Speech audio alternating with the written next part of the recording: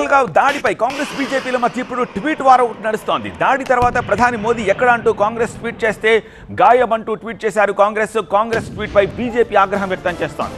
కాంగ్రెస్ నేతలు ఉగ్రవాదుల భాష వాడుతున్నారని, సర్ తన్సే జుదా అనే టెర్రర్ భాషను సమర్థిస్తున్నారని, కాంగ్రెస్ నేతలే పాకిస్తాన్కి ఏజెంట్లంటూ బీజేపీ కౌంటర్ ట్వీట్ చేసింది. పెహల్గావ్ దాడిపై కాంగ్రెస్ బీజేపీ మధ్య ట్వీట్ వార్ ముదిరింది. పెహల్గావ్ దాడి తర్వాత మోదీ ఎక్కడా గాయబంటూ కాంగ్రెస్ ట్వీట్ చేసింది. ఈ ట్వీట్లో తల లేని ఫోటోపై కమెంట్ పెట్టారు.